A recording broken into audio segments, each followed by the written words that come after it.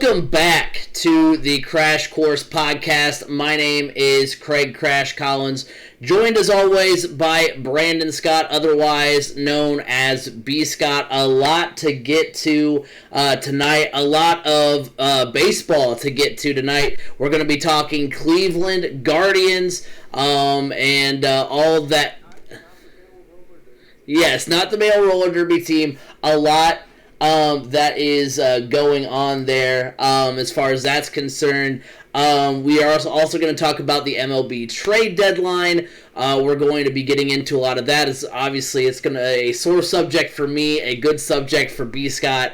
And then, I was going to say, the Red Sox didn't do a whole lot. And then we're also going to get into some NBA draft and free agency talks as well. Carter's 2 in the chat says Carson Wentz should come first. We'll get to that maybe in next week's podcast. You know what? I mean, just a real quick hit on it. I mean, week 1...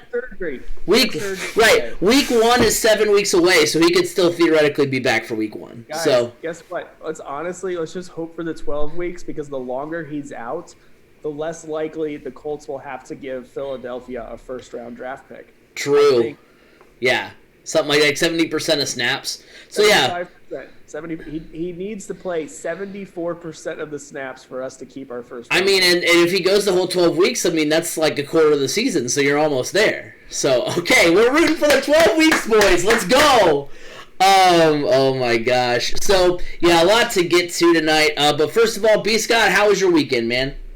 It was good. Took one last little family vacation before the summer comes to an end as my wife heads back to work. School's getting back into session. So, took a long weekend with the family and headed up to the lake. How about you? How was your weekend? It was good. Just kind of relaxed. Got settled in at the new place. So, it's going well. Everything's going pretty superbly. And, we look at it here, we talked about it, that we're going to get to this, and let's go ahead and lead off. We're going to talk about it last week, but because of the whole conference realignment stuff, we decided to push it back to this week because it still holds some significance as we talk about all the trades that were made at the deadline. One thing that happened was the Cleveland baseball team traded in their old name for a new name. It is the Cleveland Guardians. The Cleveland Guardians named, it will take effect after the 2021 season. They surveyed 4,000 fans and went through 14 rounds of vetting. The name refers to the Guardians of Traffic, carved into the Hope Memorial Bridge outside of Progressive Field. And I mean, that's the thing. Like, I know, like, right now it kind of seems weird because, it's a new name. Because when I originally wrote this, and I think I'm still going to do it, but I originally debated, this week whether or not I was going to, go with those other team names and, suggest them to you and see if you'd like them better. But honestly, the more I say it, the more I've gotten used to it, and that's all it really takes. I remember when New Orleans changed their name to Pelicans, and I was like, that sounds really dumb. And then, the more that I got used to it, the more that I, it became a part of, everyday kind of thing, then I was like, okay, well, all right, now it seems, now I'm used to it and it's fine. I think that's. I don't think it's a weird name. I think the reasoning behind the name. I do like Guardians of the Traffic. Guardians of Guardians of the Road Rage. If they were to Guardians of the Galaxy, I mean, with a Star-Lord helmet-looking thing for the logo. Could you imagine if they had done the Cleveland Road Rage or just the Cleveland Rage? That would have been. We couldn't have done the Cleveland Rocks. I mean, you're getting kind of close to Rockies there, and that could be a Rock and Roll Hall of Fame. Well, I know, but also mountains are rocks, and mountains are in Colorado. So I mean, paying homage to the old Drew Carey show, where the opening song was Cleveland. Now, you could have been the Cleveland bass, because then it has kind of a double meaning, baseball, a bass guitar. I don't know, you could, because I don't think you want to go straight with Cleveland Rocks, because Like I said, it's too close to Rockies. Yeah, I mean, I get it. I mean, I do like the Guardians. I'm not gonna say I don't like it. I think that the reasoning behind the name of it is so boring. And, yeah. refer to the Guardians of the Traffic. Oh, come on. I would have made it a little bit cooler and said it refers to the Guardians of the Galaxy. Yeah. Our mascot is Star-Lord. Our mascot is Rocket Raccoon and Groot. The Cleveland Groots. Yeah. I'm with you. But, yeah. I think it's funny. 14 rounds of vetting, and not a single round of it thought, hey, let's type in clevelandguardians.com just to see who owns it or if it's even owned. They would have come up with knowing that a male roller derby team already owns the name, the social media handles for Cleveland Guardians. Just kind of, surprising that nobody did that in 14 rounds of vetting. And the 4,000 people they interviewed, nobody said, hey, that's very similar to this team. Yeah, I mean, this Cleveland Guardians roller derby team is actually taking them to court to try to fight. Now, obviously, they know they're going to lose, but I mean, that's the thing. I think coming their way, and that's going to be a lot of money for this little roller derby team that hasn't been in action for 2 years. But. Yeah, I think that's ultimately what it is. Like they Cleveland wasn't worried about the name because they're like, well, I mean, they're just gonna take the Guardians roller derby team is just gonna take the money. It's not like they're gonna win. It's not like they're going to keep the name. Because could you imagine? Actually, you know what? I'm kind of rooting for that. Could you imagine if the Cleveland Guardians roller derby team won that whole thing, and then they're like, okay, not only do we get to keep the name, but they don't get to keep the money, but then they do get to like basically force Cleveland into like a swift kind of action there. Couldn't they have? They should have gone with the name the Cleveland Believers. Because for so long, like Believeland. Yeah. You could have gone with. I mean, I know it kind of sounds bad. You could have gone with like the Cleveland Witnesses. You're like to the whole LeBron thing. Yeah. I mean, it kind of sounds like criminal stuff, so you probably don't want to go too close to that. I mean, but hey, for a good month and a half, LeBron James was a Cleveland Indians fan. True. So yeah, I mean, it's not awful. I think the biggest gripe, and Dusty in the chat, mentioned it a little bit earlier. The logo for the Guardians looks like a 5-year-old drew it. I mean, it's straight out of logo to the. I don't know why it takes me back to an 80s movie called The Adventures of Babysitting, and the little girl wears this Viking helmet the entire time that's got wings off of it, and that's what it reminds me of. It reminds me of this little girl's helmet in Adventures of Babysitting. Yeah, it looks like it's straight out of like a create a team template, and like if you were to do that, or like NFL Europe or something like that, like that's what the G and the wings look like a little bit to me. The old Anaheim Angels logo. It does kind of look like it. Outfield. Yeah, it kind of does. Like Angels in the outfield. Yeah, it definitely doesn't look good. It kind of reminds me a little bit of like something out of like Super Mario, too. Like there's a lot of like memes. I do like the spelled out Guardians. It kind of is similar to the Indians. Yeah, looking at like the jerseys and stuff, the jerseys aren't like half bad. They're pretty similar. But yeah, the logo's really bad. Like I said, I do like how they went with something that does pay homage to the city a little bit. Now there's a couple names that like I thought of that might be a little bit better, like or sound a little bit more official. Like you could have been like, for instance, if we're gonna refer to movies, the Cleveland Wild, in a reference to Wild Thing. That would have been really cool. You could have been like I typed in Guardians into the good old like thesaurus .com, and Sentinels, Defenders would have also been like similar names to Guardians that sound a little bit tougher, a little bit better. And then I also thought about the Cleveland Harvestmen. It's a synonym for arachnid, referring to the Cleveland Spiders. Because I don't know if I would have liked the Cleveland Spiders, like if they would have went that route, but if they would have went with something similar, then I think it would have been cool. Yeah, I don't know. I mean, I wouldn't really like anything with spiders. I hate spiders. I mean, me too. But the Cleveland Arachnids. Arachnophobia. Like, movie. Yeah. Nope. Yeah, but yeah, overall, I mean, it's kind of whatever. Like I said, I'm getting more used to the name as we go out. I just hope, through some sort of system they kind of redo the logo. I can see a redesign of the logo coming very quickly, because that seems to be like the one part that like people seem to have the most issue with. Yeah, I can see that. But at the same time, that would be them then essentially saying, "Oh yeah, we screwed up." True, but also, I mean, it gets people used to the idea, and then when they come out with a new logo that's really sick, then people will get really excited and kind of forget about the whole name change thing. So I'm not saying they intentionally did it that way, but I'm saying that, like, I mean, they're gonna come out with a new logo. It's gonna be sick, and fans are gonna get excited. So I think that's coming sooner rather than later.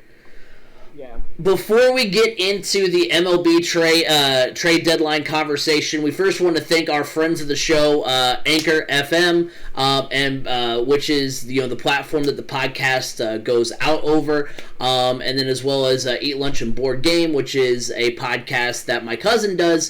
So go check that out wherever podcasts can be heard as well. So thank you for all of your guys' support there. And then I want to remind you guys that you can follow us on Twitter at Crash Course FM. You can like us on Facebook, Crash Course Podcast. You can go to our YouTube channel, 3C Media on YouTube. That's where you can not only catch this podcast if you don't watch us live, but you can also catch the MCT podcast. Those guys have been killing it. Like, I looked at our past 10. Now, I know we took some hiatuses in there, but I looked at our past 10, like, top 10, our top 10 videos over the last few months, and a lot of them are MCT podcast videos. Those guys are crushing it. They're doing an amazing job. So make sure you go check out the MCT podcast on YouTube. Remember that you can watch us every week. We're going to be streaming now every Monday at twitch.tv/CraigCrash. A new logo is coming, so you guys don't have to always see my goofy burger logo every time that I post it onto the 3C Media page. Keep on the lookout for that if you want to interact with us in chat. We've already had a couple of people, Dusty, Carter's asking us if Jacoby Brissett is still the backup. He is not. He is in Miami. And then we do have Sam Ellinger and Jason Eason, so hopefully one of the two can step up if Wentz has to miss some time. And then we also remember you can listen to us every week on Apple Podcasts, Google Podcasts, Spotify, wherever podcasts can be heard. You can hear the Crash Course Podcast. So let's go ahead and get into MLB trade deadline conversation. It was one of the craziest deadlines in recent memory. Breaking it down, first of all, I mean, let's get the elephant out of the room here. The biggest trade of the entire deadline, and that is the Dodgers acquiring starting pitcher Max Scherzer and shortstop Trey Turner from the Nationals for a couple of. I want to know, how did the Dodgers, after pulling off trades of, some other getting Mookie Betts and Trevor Bauer? Well, because the Dodgers have essentially said, we don't care. You can. It's, again, I referenced it last week, and I'll bring it up this week. That meme of Woody Harrelson where he's crying and then dabbing his tears with $100 bills. I mean, that's what LA's doing. They're like, look, guys, yeah, we're in the luxury tax. Yeah, our payroll is like double probably the entire league's. But you know what? They can, they're gonna just watch us win championships. Prospects. How do they still have the prospects to pull off trades like this? Well, because for one, basically say, well, so if that's the case, like, these other teams that were connected, how did they not? It is confusing from the Washington side of things, not necessarily because of Scherzer, because Scherzer, as amazing as he is, and as much as I love Max Scherzer, I will never say a bad thing about him. I mean, unless he does something really bad. He's 36 years old, last year of his contract. That one's not, like, they weren't going to get a big haul for him because he was a true rental. Trey Turner, though, commanded Keibert Ruiz and Josiah Gray, which are two of the biggest prospects in the Dodgers organization. So the Dodgers have done a good job of still building up a solid farm system. And the Nationals get some good prospects back. It's just very confusing because you would have thought that the plan was to build around Trey Turner and Juan Soto, but now it's just kind of Juan Soto. Because there's no more Rendon, there's no more, I mean, you've got Ryan Zimmerman probably for another year or two before he retires. You've got, now you got rid of Yan Gomes, you got rid of Josh Harrison. Like, that roster was getting older. You still have Patrick Corbin, but he struggled. Like, they needed a change, but it's kind of weird that they went full force into let's get rid of Trey Turner.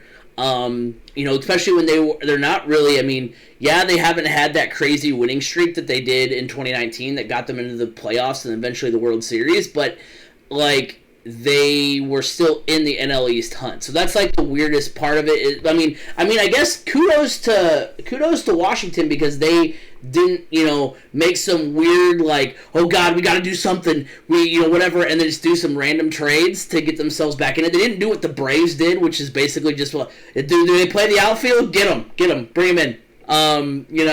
Like, they didn't do any, like, desperation move. They're like, you know what? Even if we make it, we're probably not winning the World Series, so let's just go ahead, get what we can. And, I mean, they got a pretty good haul back for Scherzer and Turner. Yeah, that's true.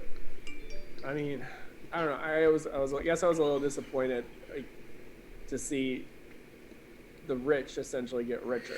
Yeah, I mean, the Dodgers. It's just like, okay, I guess now it almost feels like we just need to hand them the trophy.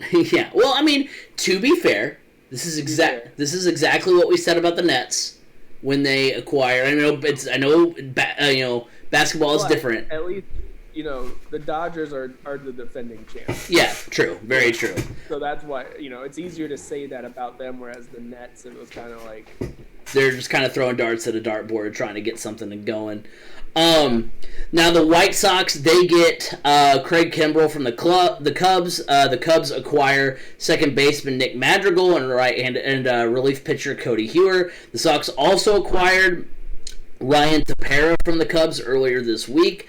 The Giants acquire third baseman Chris Bryant from the Cubs. The Red Sox did also acquire Austin Davis from the Pirates. Yeah. Michael Davis. Yeah, that's an interesting move. You have the Blue Jays acquiring Jose Barrios from the Twins. The Yankees traded for outfielder Joey Gallo from the Rangers, first baseman Anthony Rizzo from the Cubs. The Mets traded for Javi Baez and Trevor Williams from the Cubs. The Red Sox acquired Kyle Schwarber from the Nationals.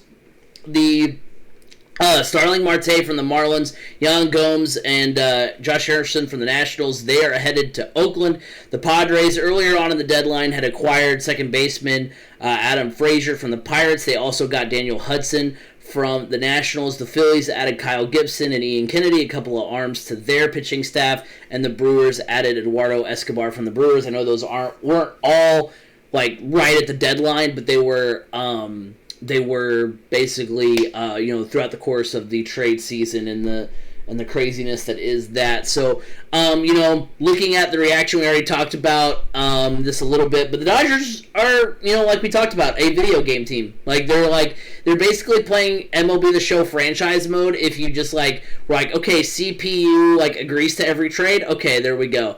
There are no, there's no luxury tax, no contract stuff to deal with. All right, cool. That's what, and we're also just gonna put them all on our team before we even have to mess with any of that, and we can retain them every season. That's pretty much what they're doing. I mean, look just across the board, they're just incredible. I don't know what their bullpen situation looks like, but it almost doesn't matter. I mean, your pitching staff adds Max Scherzer to Clayton Kershaw and Walker Buehler. Trey Turner rounds out an infield of Will Smith, Max Muncy, Corey Seager, and Justin Turner. And oh, by the way, in the outfield, they have Cody Bellinger and Mookie Betts. It's an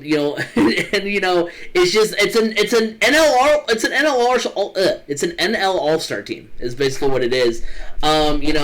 And, I think the Padres and Giants kind of missed the boat at not adding a little bit more. Obviously they couldn't have added what the Dodgers added, but they definitely didn't add the pieces I think are necessary for them to keep up with the Dodgers. I understand that the Giants are in the lead in the NL West. Why change things? But, I mean, they still could have added a piece or two more than just. I mean, I know they got Chris Bryant, but they could have added something on the pitching side of things. They could have added something on the another bat, maybe like something in the bullpen, something, and then for the Padres to be rumored to get Scherzer and then not even come away with a starting pitcher. Yes, they added Daniel Hudson. That's big to the bullpen. They added yet another middle infielder. I feel like they have a ton of those, but to walk away with no starting pitcher, not walk away with Kyle Gibson or Barrios or somebody to just be like, hey, we got another arm, even if it was a true rental. Like, even if they would have gotten, I'm just trying to think of somebody who would have been a true rental, but, whoever they would have gotten, if they would have just gotten somebody else in that rotation, I think they would have been in good shape. The topic that everyone probably wants me to talk about, it is the end of an era in Chicago. It was expected, but I'm still disappointed about it.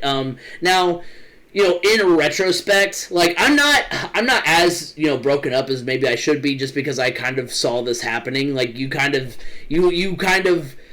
see what the Ricketts have done in the past and kind of know that the writing was on the wall. It's not just the Ricketts, though. I mean, look. It's a championship team, and eventually all championship teams get disassembled. I mean, at least with the Cubs, they were able to hang on to it for a little bit longer. I mean, look, the Nationals, they're just a few years removed from a world championship, and they hit the blow up button. Right. Yeah. Now, for sure. Now. You look at because I was looking at the Cubs prospect, the current prospect list, and you can kind of get behind what the direction the franchise is going as far as the farm system is concerned. Their farm system is pretty well replenished. I can get behind a future infield if they decide to keep Wilson Contreras, which that seems to be the piece they're willing to build around. If they can if they can build around Wilson Contreras, and then an infield of David Bodie, Nick Madrigal, Nico Horner, Patrick Wisdom, and then Ian Happ maybe a little bit at third, an outfield that has Patrick Wisdom, Ian Happ, and then also you get Pete Crow Armstrong from the Mets. There's, they've got some good guys in the farm system as well. The name is slipping my memory right now, the guy in the Futures game that absolutely went nuts. It's a Cubs prospect. They've got some good guys coming up, and I think it kind of, it's kind of been shown this year that as long as the Ricketts are in charge, expect to see household names shipped before they hit free agency. I mean, this is kind of going to be the cycle. I don't expect it to be as long as a rebuild as Theo took over in 2011, and then this is 2021. I don't expect it to be that.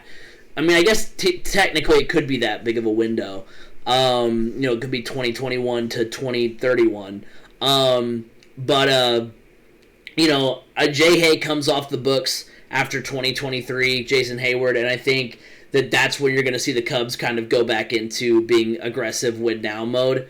So I don't think the Cubs are going to be 100 loss bad these next few years, but obviously I don't know if they're going to necessarily be in playoff contention. Now, the NL Central is not where it was in 2011, because in 2011 you had the Reds and Cardinals who were amazing, you had the Pirates who were up and coming, and you had the Brewers who were, occasionally, solid year in and year out. So, I mean, this time around you have the Brewers who are still good, but the Cardinals, Pirates, Reds are not what they were 10 years ago. So that's a little bit of a shot in the arm that you can kind of maybe make something happen sooner rather than later if you're a Cubs fan. But that is nothing to take away from the White Sox, because I think the White Sox made a big step forward. I don't mean to overshadow that by, talking about, the team in Chicago that actually is trying to win now.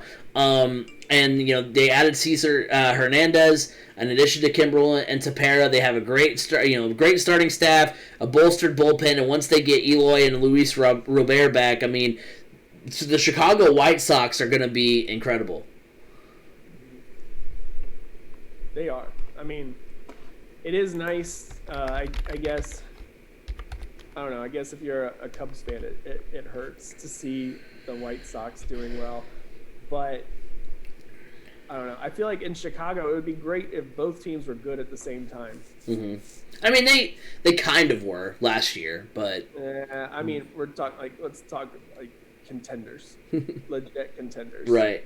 Um, it has been. I guess it has been fun watching the White Sox build up. It seems like every year it's like, oh, is this the year that the White Sox finally break through? Oh, nope, they're not quite there, but you can still see they're coming. But now to see them actually make the moves of a true contender is kind of cool to see. Now, unfortunately, the White Sox just don't have the same following as the Cubs do. No. I know it's pretty cheap to get a ticket to to a White Sox game, even when they're really good. But I guess the Cubs were such big sellers to even move one of their own pieces to the South Side. That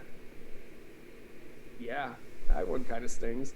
I know a lot of Red Sox fans were kind of hoping for a trade to get Kimbrel back, but then they all remembered how Kimbrel was in the postseason, and they were like, "Is that really what we want?" And I mean, he found it again a little bit with the Cubs, though. I mean, I guess that's true. Because his first year when he re-signed with the Cubs, or when he signed with the Cubs in 2019, he was not the greatest. And then over the course of the last year and a half, the COVID year, and then this year, he's been better. So I mean, I think he found it a little bit.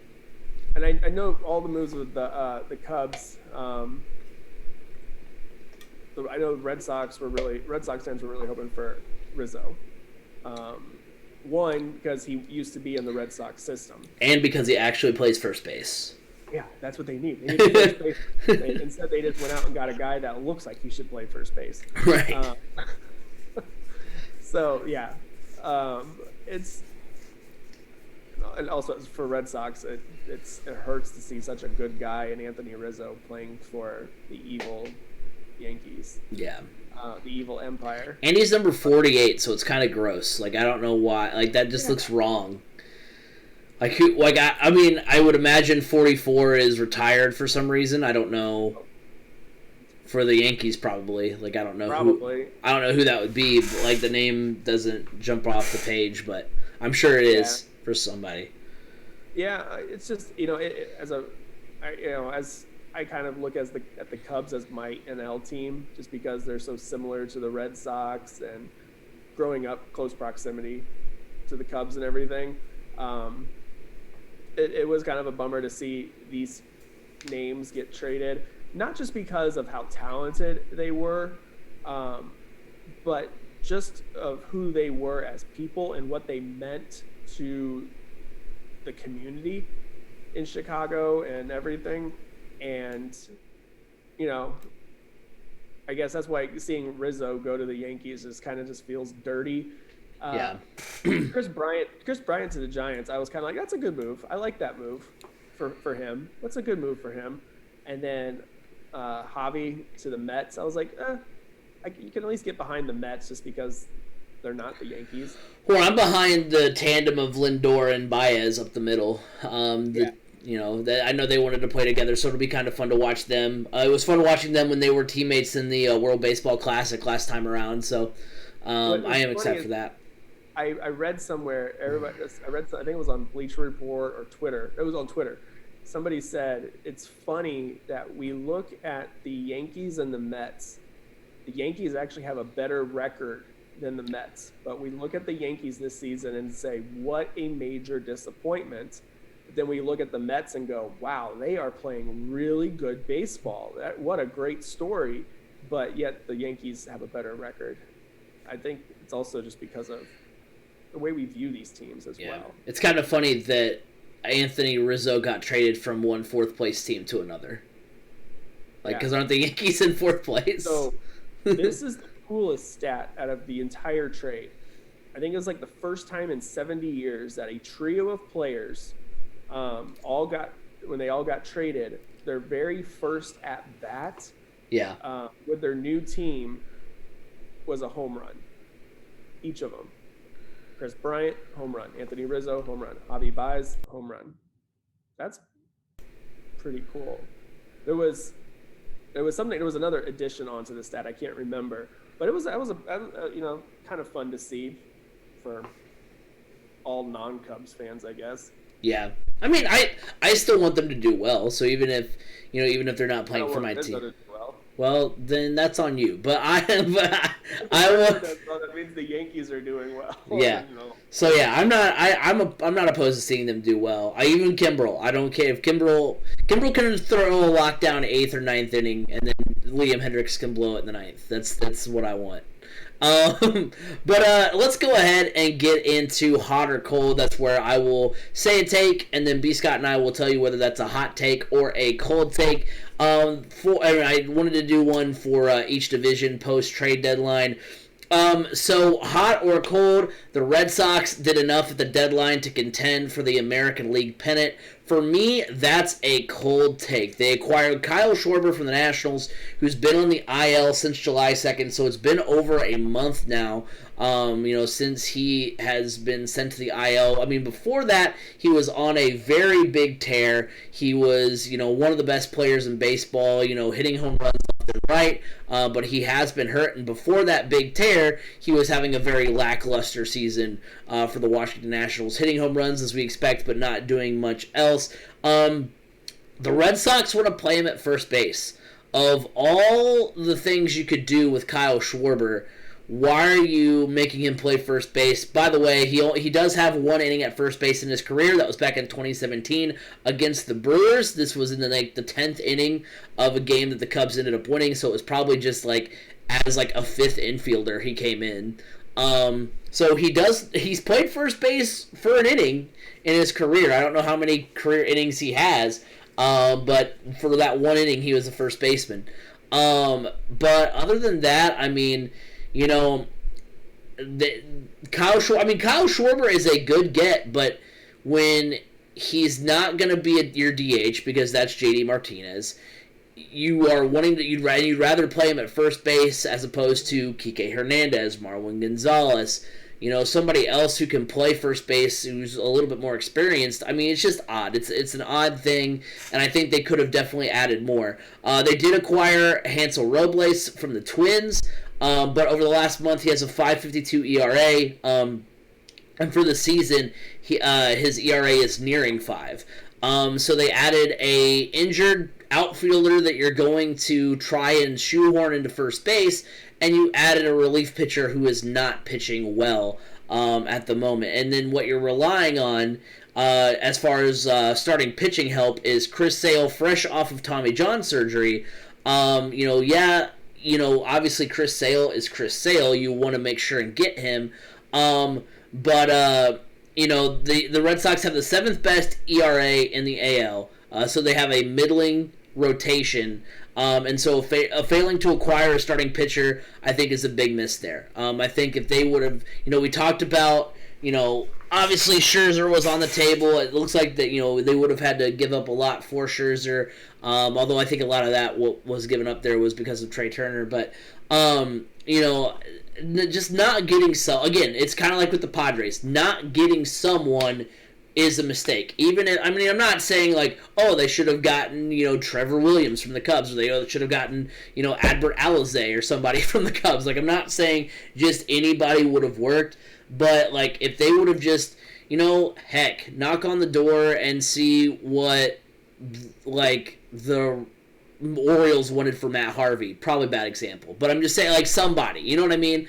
Yeah. They should have asked, or even the Marlins. I don't know if they have a veteran starting pitcher in their rotation anymore, but just you get the idea. The Diamondbacks for Madison Bumgarner, Herman Marquez from the Rockies. They could have gotten one of those guys, I feel like, and that would have made them better. But missing out on a starting pitcher, I think, is a big swing and a miss, and I think that keeps them from being a true contender in the AL East, or in the AL. Yeah, I agree. This is definitely a cold take. They did not do enough to contend for the pennant, and obviously it shows by just getting swept by the Rays right off of the trade deadline.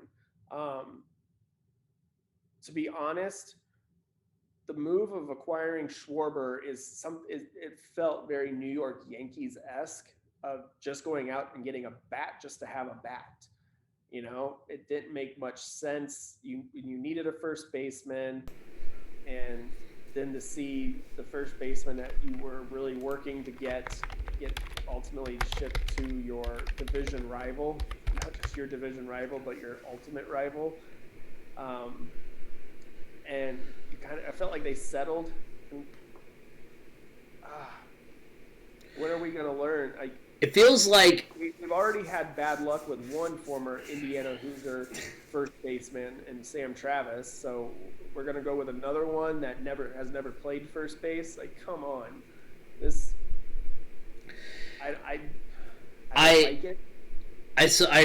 When I heard John Boy reacting to the trades, he said he feels like the Yankees getting Rizzo and the Red Sox getting Schwarber was kind of a defensive move for both teams, because Schwarber would have been a better fit for the Yankees, and a Rizzo would have been a better fit for the Red Sox. So it seems like both teams are playing defense against each other. Yeah. Essentially, that's what it was, and that's what happens a lot of time with these two teams, even in free agency. Like, the Yankees will just sign somebody just so they won't sign with the Red Sox. I don't know, but not going out and getting a starting pitcher, that's huge, because starting pitching is becoming abysmal again. And to keep running it back out there with the same guys, it's just, you don't have a clear-cut ace right now with Chris Sale out. And Chris Sale's coming off of an outing last night where he just got rocked. So it's not like I guess he didn't get truly rocked, but the hits that he gave up were big hits. So I don't know. It feels like this team is going to fall out of postseason contention, if I had to be honest. See, I don't think it's going to be that bad, but it definitely... Well, they're not going to win. They're definitely not winning the pennant after a poor showing against the Rays. That's not happening. I mean, here in the last few games, the pitching has been so bad, they just cannot overcome it. And okay, I guess, we brought in Austin Davis. We did some things for our bullpen. Really? Did you? No. Yeah. I don't know. I think this was just kind of a situation where they didn't want, because this has been a surprise year, they didn't want to, go too off course. Right. I guess that is true. Getting Kyle Schwarber and Hansel Robles are like fan service. Like, hey, look, we're trying, when really they're like, our big offseason acquisition was getting, Kike Hernandez and Marwin Gonzalez and Adam Ottavino. Yeah. So, but at the same time, though, you look at the farm system and they just don't have the big starting pitching prospects there. Right. Like, Jay Groom is it, and he can't stay healthy.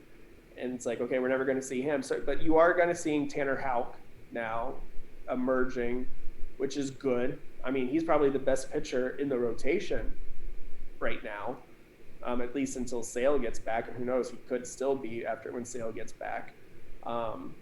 Speaking of which, did you see the John Boy breakdown of one of Houck's pitches and the movement on it? No, I need to watch. I need to catch up on those. It's sick. Really? I mean, the ball is like one direction, down, and whoop, shoots back up. It's like,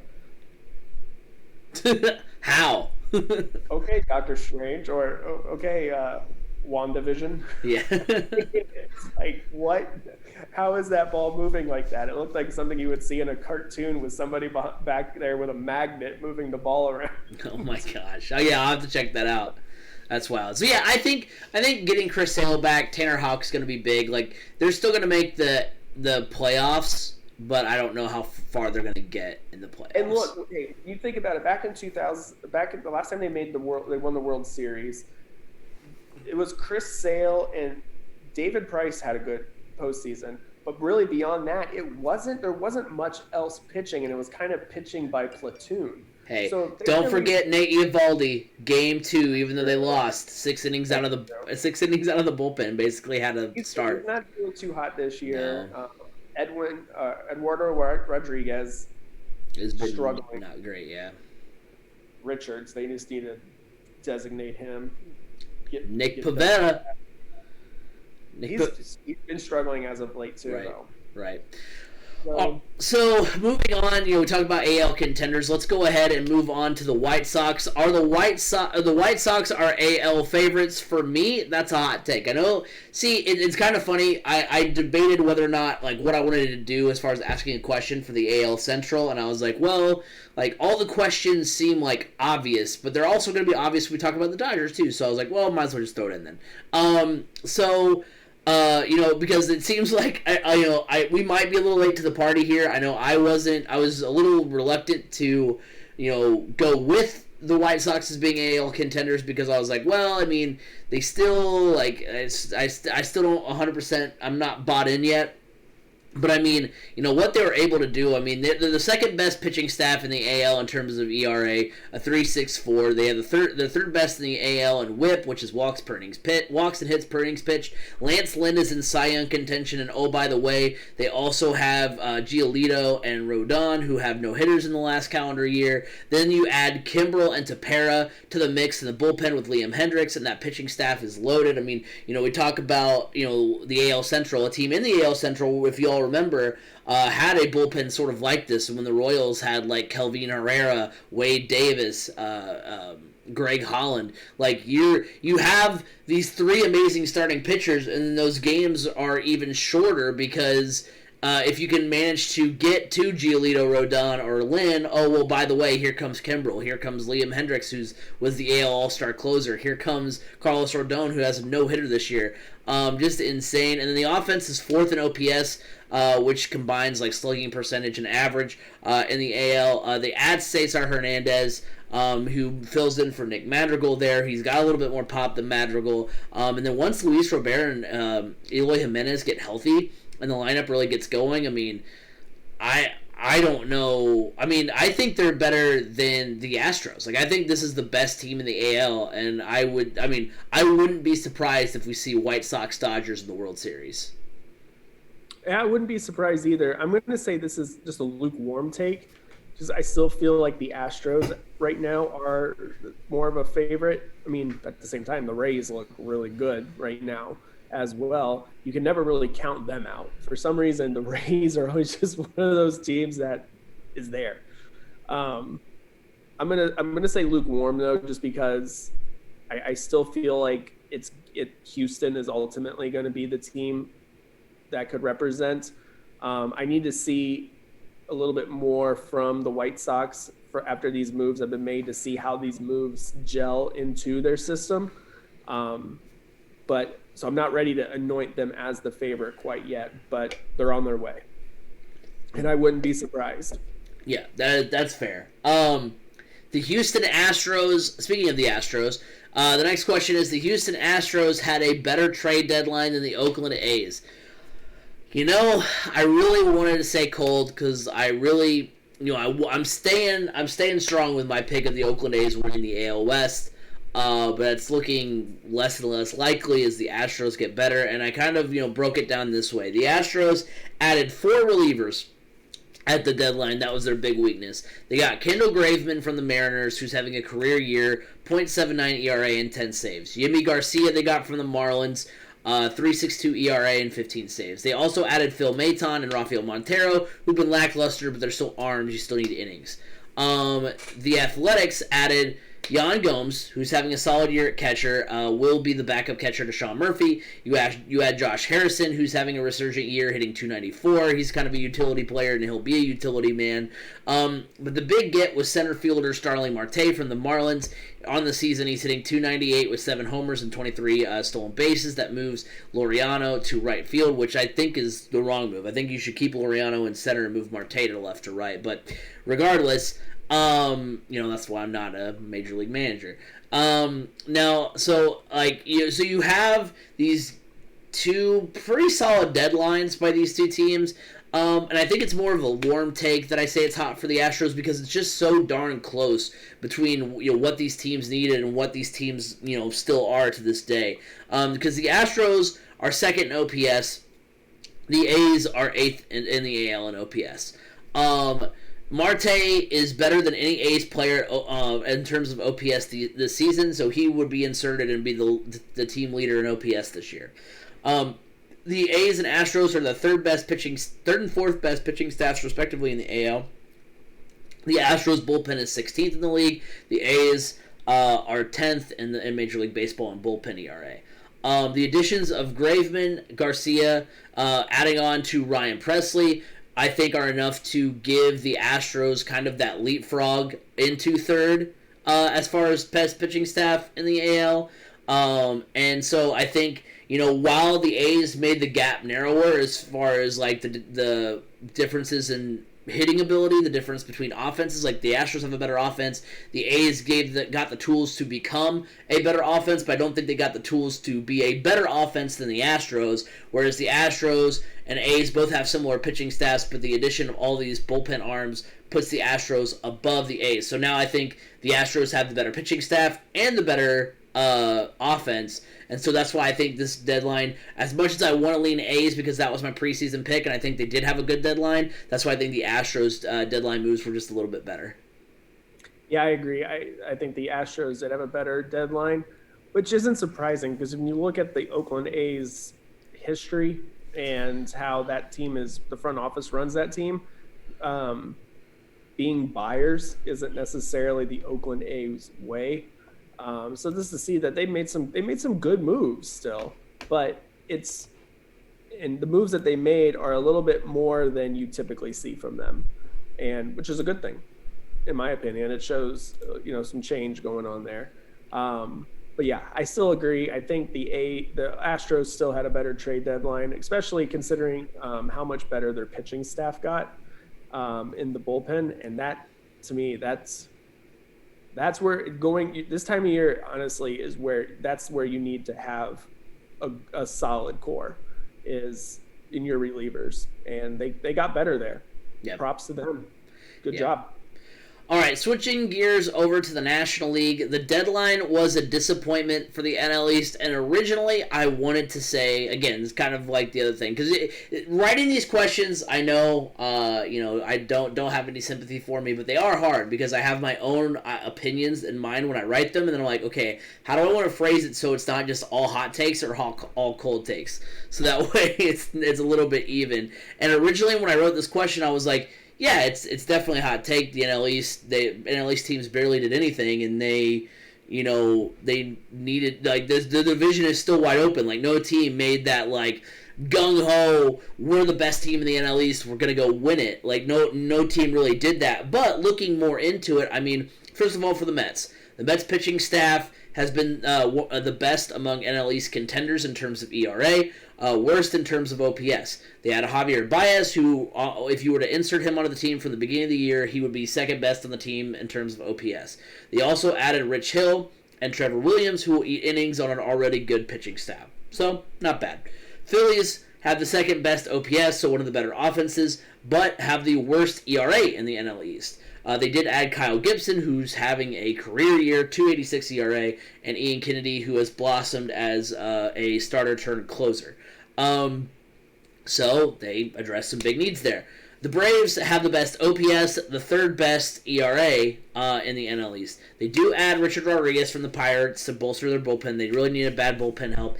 And they added 4 outfielders just this July. Most notable is re-adding Adam Duvall and his 23 home runs. So, like, nobody did anything flashy, and I mean, I think the Braves had the worst of those 3 teams, but I think the Mets made, like, a solid but conservative move.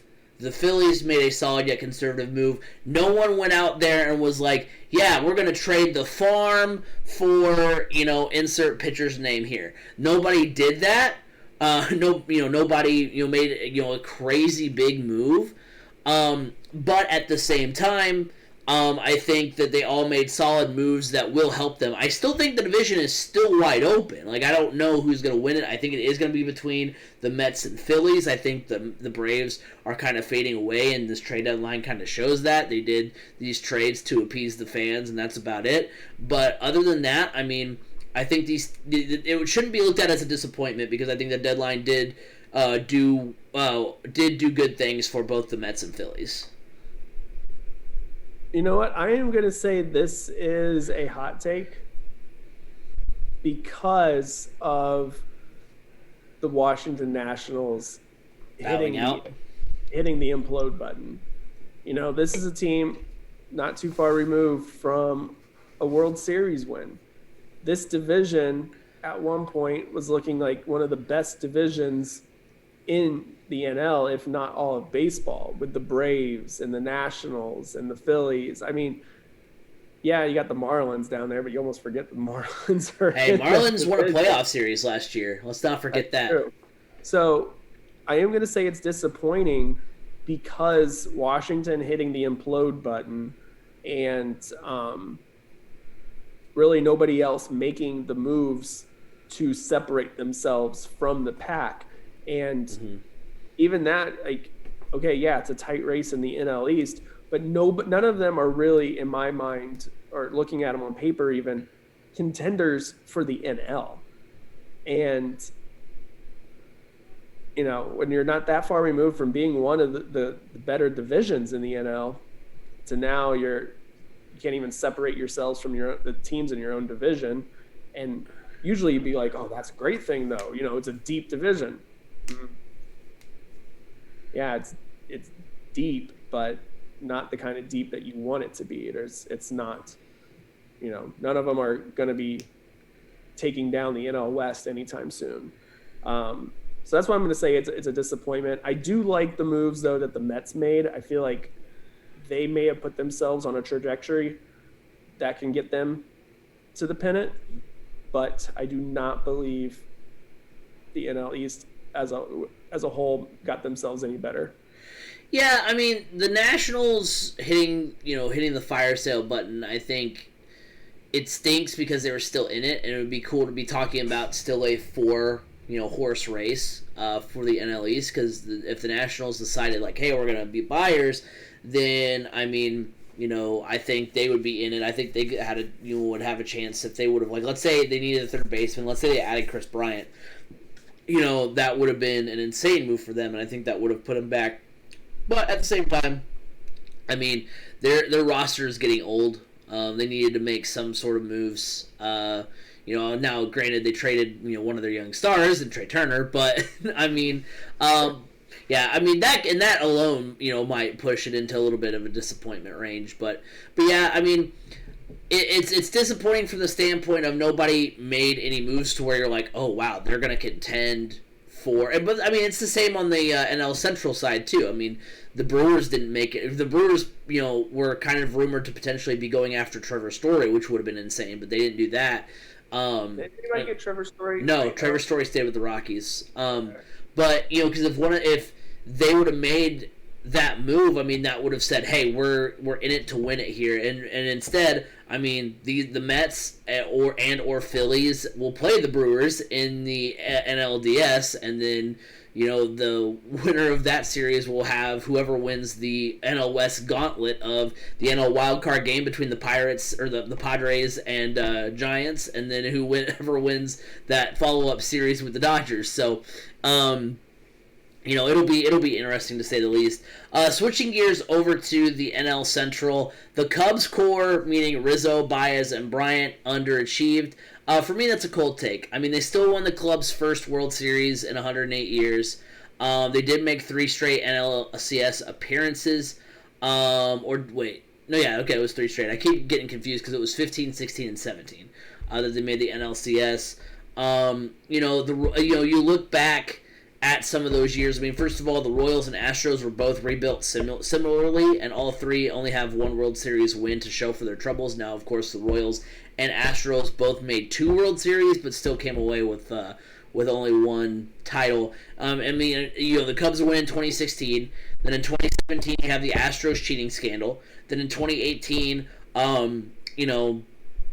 you had a combination of not only was Boston a buzzsaw that season, but you also have the Cubs' brutal end of that season, that brutal schedule that caused them to be in the wild card game, which they eventually lost.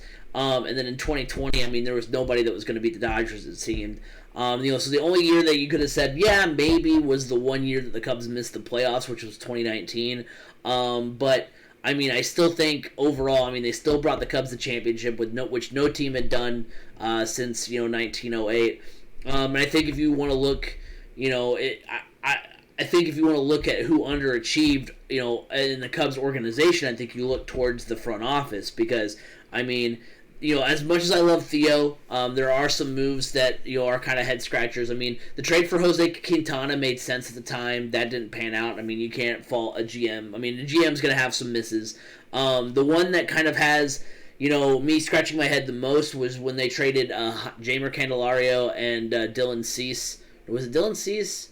Who was it? It was one of their top pitching prospects to the Tigers for Alex Avila and Justin Wilson. Justin Wilson, who struggled most of that season, when he was traded to the Cubs, and then Alex Avila, who I actually forgot was on the roster until the Cubs ended up losing in the NLCS, I think it was that year. So, I mean, and they, failed to bring in any big-time free agents. I mean, they did sign Yu Darvish, but you had, Nick Castellanos, who was traded there in 2019 and wanted to stay. The Cubs don't bring him back. There were rumors that Bryce Harper expressed interest in signing with the Cubs. Now, I also understand that every team to win the World Series ever has won without Bryce Harper, but including the Nationals.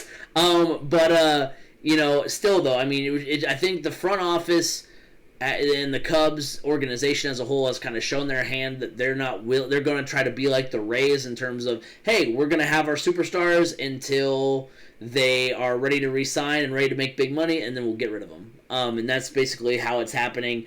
So I think if you want to point fingers at somebody, point your fingers at the front office. But I think overall, I mean, they still won the first World Series championship in 108 years, and that counts for something.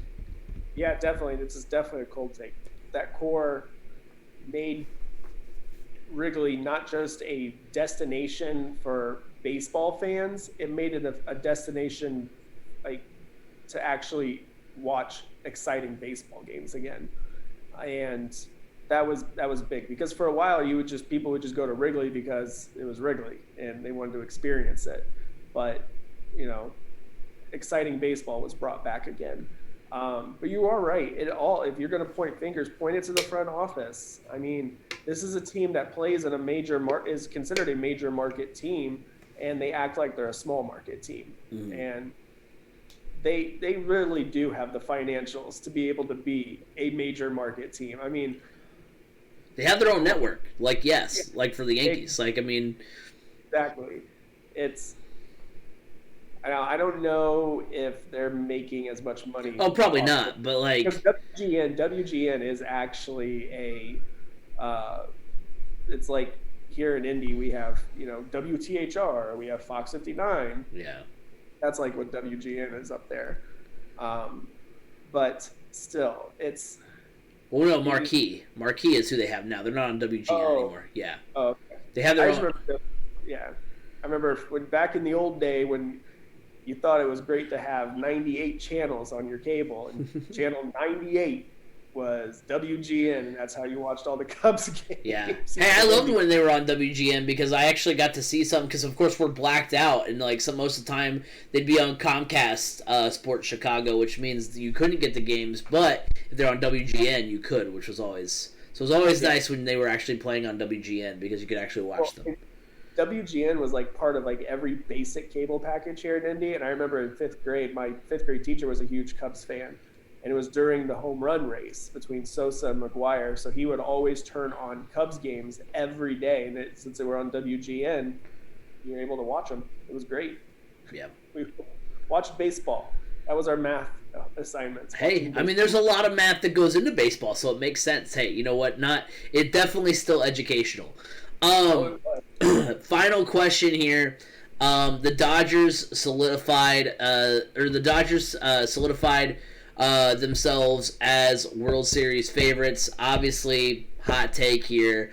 Not too much to say. They're basically an NL All-Star team, like I said earlier. Adding Trey Turner strengthens an already fantastic offense. Scherzer helps the rotation during the Kershaw injury. And then once he comes back, I mean, it makes LA better equipped. It even makes LA better equipped if they go into the one-game wild card. Let's say they still lose because they are 3 games back of the Giants. Let's say they end up not winning the NL West. I mean, now they have, let's see, who is going to start opposite Kevin Gausman? We can go Max Scherzer, we can go Walker Buehler, or we can go Clayton Kershaw. So, I mean, I think they're still in pretty good shape. Now, I do think they are, I always thought they're going to win the NL West, but like making that move, I think officially like is like, okay, I don't think the Giants are going to win the NL West anymore. Like any belief that I had they might win the NL West. Like I'm not saying the Giants are going to fall over and not do anything.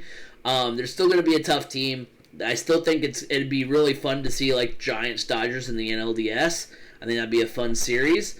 But overall, I mean, I think this puts the Dodgers as, kind of far and away, kind of what, they obviously, the rightful place they probably obviously should have been, kind of like what I said with the White Sox. Like, everybody's kind of been all in on the White Sox, but I've been kind of leery, and I've been, I've been betting against the Dodgers pretty much since I picked them to win the World Series last year, and now I'm like, okay, maybe it needs to be the Dodgers' time again.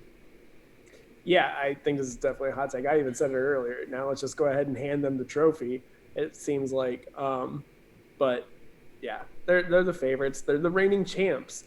I mean, no matter what, they're the favorites until they're not anymore, which means they're either been eliminated or they lost in the World Series, which they've been eliminated. So until they are eliminated, they are, in my mind, still the favorites.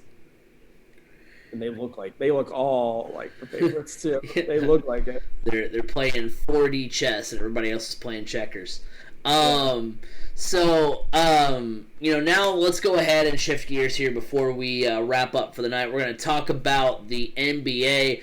First, starting off with the NBA draft, we're going to talk some Pacers here. The Pacers, in the draft, they end up getting 2 picks from this year's draft. First, with the 13th pick, they draft Chris Duarte, who averaged 15 points a game, 38% from beyond the arc in his career at Oregon, 17 points per game, 42% from three-point range in 2021. His draft analysis says he's got solid size, he excels from the perimeter, he's an all-around good shooter.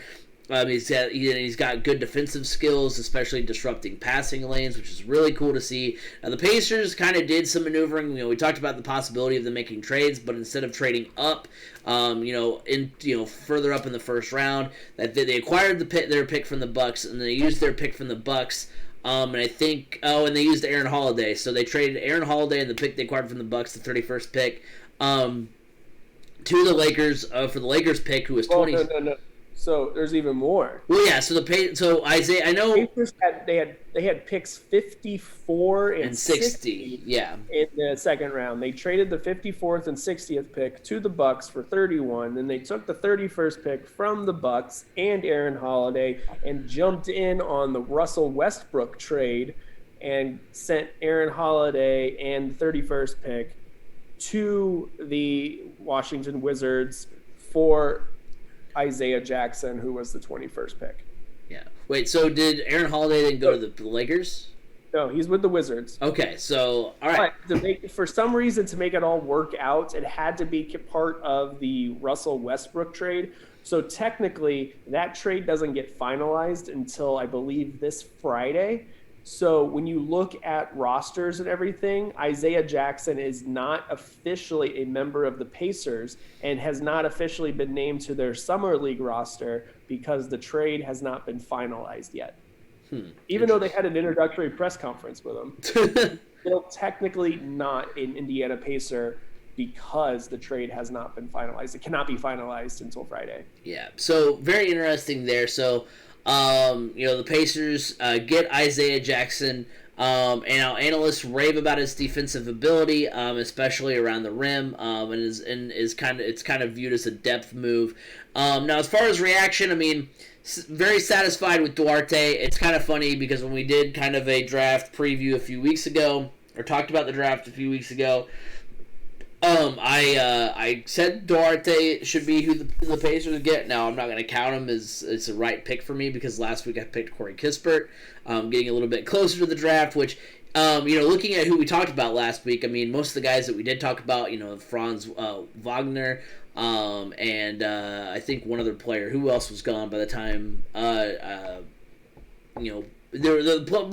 of the players we talked about were already off the board, so I think Duarte was good. Now, Kispert was still on the board, but looking at it further, I mean, Duarte I think is a more comparable shooter and better defensively than Kispert. So I think you get a more all-around package with Duarte. So I do like that. And then, The acquisition of Jackson, like I said, is a depth move. Now, some of the articles I read said that like Rick Carlisle likes to use different big men and likes to rotate them around. So I don't know if that fully means the end of either Sabonis or Turner, likely Turner in Indiana, but it kind of seems like it could be that. So we'll kind of see what plays out there. But overall, I mean, maybe not necessarily the draft night we expected. We, said, hey, it could be, a big night of fireworks that the Pacers kind of, proved that they're in win now mode. They made some good moves and overall had a couple of solid picks, I think. So I do like the pick of Chris Duarte. He is older. He's 24 years old. So he's going to be somebody that's going to be kind of looked at to come in and compete immediately. But the thing is, he started playing basketball later. So he may not, for his age, he may not have yet hit his ceiling, which is good. The thing that tells you that the Pacers made a really good pick in Chris Duarte is that even after they made the pick, several other teams were calling them, trying to get them to trade him to them, like the Golden State Warriors. They were ready to offer up some pretty Steph big Curry. Well, they were like Andrew Witt. They were at one point I know there was an offer out there for Miles Turner, Malcolm Brogdon, and Chris Duarte for Andrew Wiggins, Wiseman. I can't remember his first name. Wiseman, and I know part of it was even Draymond. Draymond was included in there, and the Pacers turned that down because they do not want to give up. They don't want to give Duarte out. Now, I feel like they would have given Brogdon and Turner and anything else for that package, but they're really high on Duarte, and so are a lot of other teams. So that's a good sign. Yeah. Isaiah Jackson is somebody that's kind of being looked at as, he's not too good offensively. He's not a stretch player by any sense of the imagination, but he's super athletic. Think of a younger Dwight Howard type player. This is a player that they're looking at more so as not being a Giannis stopper, but more of a Giannis slower downer, because he can defend out on the perimeter very well. He's very athletic. He's going to play above the rim, so he's going to be one of those lob candidates when big time lob dunks coming our way with him. But the addition of him kind of leaves you scratching your head because he really is. He's like a 6'10" forward center. He fits more at the center position. He can defensively be a forward, but Chris Duarte, I think with him they were saying he can guard the 1 through 5, which is great. But when you look at his position, it adds another body to an already crowded room of centers. Yeah. So it makes you wonder, are any other moves going to be made?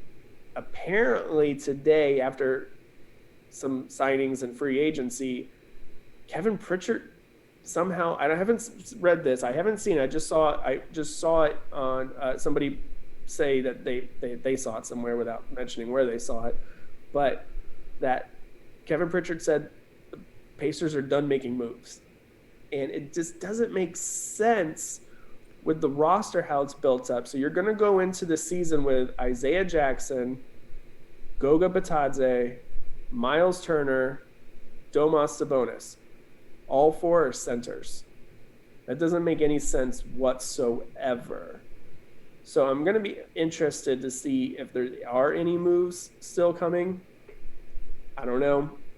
It makes you feel like Turner or Sabonis is going to be moved. I don't know. Well, that's yet to be seen. I know there are teams out there that are really high on Turner. And let's see if the Pacers are willing to make a move. I feel like they should, though. Yeah. I mean, talking about some of the moves that have already been made, because we were originally going to talk about what the Pacers should do, and they've already done some of the things we said they should do, which is re-sign T.J. McConnell. He does agree to a 4-year, $35 million contract. The Pacers also get Torrey Craig, a forward from the Suns, lands for a 2-year, $10 million contract. I'm going to be honest. I don't really know all of what Torrey Craig brings to the table, but another solid piece there. And then Doug McDermott ends up signing with the Spurs, 3 years, $42 million, which that's almost double what he was making with the Pacers this past year. So I mean, I think you're okay letting him go out the door, which of course we talked about a little bit before we started recording. That yes, we love what McDermott was able to do. He was solid, but he wasn't far and away. He wasn't Kyle Korver. He wasn't I think we'll see Duarte take his minutes. Yeah. So. Overall, so far, I mean, it is confusing if the Pacers are indeed done making moves. But those are some of the moves they made, and it looks like so far they're doing kind of what we want to see them do, which mainly was get McConnell back, and we'll just kind of see. I've seen some trade packages for Turner. None of them really got me excited as far as what jumps off the page. But we'll see what happens. I think that is kind of the next domino to fall is where Miles Turner is going to end up, or where Sabonis. But I'm kind of crossing my fingers, hoping it's Turner, because I do want the Pacers to continue to build around Sabonis. Yeah, I agree. I kind of figured Doug McDermott was not going to be back. I don't know. I don't feel like the Pacers were ever totally sold on him. T.J. McConnell, I was just hoping and praying they brought him back. Mostly, I mean, now they need him. They need a backup point guard with trading Aaron Holiday. But T.J. McConnell brings so much more to the table than just a backup point guard. This is a guy that, I think he at one point was leading the NBA in steals. I mean, it was ridiculous how many steals he was having for a while. But 2, he's a coach's kid, and he is like a coach on the floor. He's that type of player. He's just a high-intensity, high-energy guy, sound basketball player. He's not going to light up the stat sheet, but he's going to be that guy that's going to make the team better just by him being out on the court or being on the practice court with the team. So I think he was a must re-sign, and there were a lot of other teams that were interested in signing him.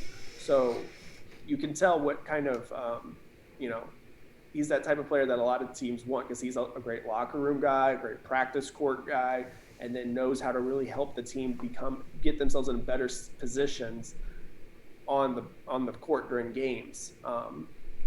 So I was really glad to see him back. Just briefly looking into the Torrey Craig thing, because I just found out about it before we went on air, is apparently from the Suns community, they said, you guys are going to love this guy. He is fun to watch. They all thought he was going to be looking for about a 2-year, $14 million. So the Pacers ended up actually getting him cheaper than originally everybody thought of where he would sign. So that's good news for the Pacers. They landed somebody cheaper than they probably deserve to be. So that's exciting. But I really do hope the Pacers are not done making moves, just because looking at the roster makeup, I mean, obviously Isaiah Jackson may not be a candidate to be on the active roster. He may be more of a potential two-way guy. He spent some time with the G League. I don't know, because his athleticism, you can't teach that, and he's, so we'll see there. But potentially walking into the season with essentially 4 centers, I mean, that's like walking into the season saying we have 6 quarterbacks on our roster and we are okay with that. I mean, it might be something the Colts end up having to do, and we've come full circle. Yeah. I honestly, I don't think the Pacers are done making moves. I think they're going to kind of let these bigger chips fall, and they are quickly, which is good. And now you're going to start seeing some sign-in trades happen. I think that's ultimately where the Pacers are going to make some big moves here, are the sign-in trades. We'll see. So I don't know. Hey, one of them that they were in on with Lonzo Ball potentially. signed and traded to the Chicago Bulls. So that one's out of the picture. The Hornets went out and drafted some players, and they signed a Plumlee. So they're not in the mix for a center anymore. So there goes potentially getting either Gordon Hayward or P.J. Washington. So the options are closing. Now, unless the Pacers can somehow convince the Golden State Warriors to include Moody and or Wiseman, which still doesn't make sense. We're going to trade a center for another center. Right. Okay. So, I don't know. It'll be interesting to see how this rest of this offseason unfolds. As far as Torrey Craig goes, I will say this. The fact that, hey, the last time we got a player that we had never heard of from the Phoenix Suns, I mean, it turned out pretty well. That was TJ Warren. So, I mean, could be... Where did he play in college? I don't know. I'm going to look real quick because that name is so familiar. Torrey Craig? Yeah. I mean, the last name is pretty nice. I'm not gonna lie. Last name is good. Yeah. But yeah, while you're looking that up, that will do it for tonight's episode of the Crash Course Podcast. Thank you guys all for hanging out, tuning in. Everybody in chat, Dusty, Rage, Pizzer, Carters, everybody for hanging out tonight. Contributing in the chat. We all appreciate you. Remember that you can follow us at Crash Course FM on Twitter. You can like us on Facebook, Crash Course Podcast. You can go subscribe to our YouTube channel, 3C Media on YouTube. That's where you can not only catch this podcast every week, but you can also check out the MCT podcast, our YouTube exclusive podcast that comes out every weekend. Those guys have been killing it, so make sure you go over there, give them some love. You can also catch us live every week, twitch.tv/CraigCrash. We're switching things up as far as the where we stream live every week. So that's where we are. And then remember, you can listen on Apple Podcasts, Google Podcasts, Spotify, wherever podcasts can be heard. You can hear the Crash Course Podcast. Where did Torrey Craig go to college, B. Scott? USC Upstate. Oh, so you don't know him from college. Because that's definitely not anywhere. It sounded familiar. I don't know why. I mean, maybe, are you thinking like Torrey Smith? I'm turning into my mom. I'm turning into my mom, or whoever, every person she sees out in public. That person looks so familiar. Where do I know them from? You've never met them before in your entire life. See, my mom is the polar opposite, because my dad and I always joked she should run for mayor, because literally it doesn't matter where she goes, she always sees somebody that she does know, and she ends up talking to them. She just works the crowd. I mean, if she were a baseball player, she'd be a first baseman, because she just would just talk their ear off. Everybody who comes down that first base line, just, who was it? The Sean Casey that they used to call the mayor for the Reds. That's my mom, because he just talks everybody's ear off. But yeah, that'll do it for this week's edition of the podcast. B. Scott, where can they find you? You can find me on Twitter at Brandon_Scott87. Well, that will do it for the podcast. Thank you guys all for hanging out. We will talk, I think, a little bit more Colts next week, kind of get back into the swing of things there. We're going to talk, not really sure what the main topics will be, but I know we will touch on the Colts and get into some more topics as well. So we look forward to bringing that to you, but until then, have a good week, everybody.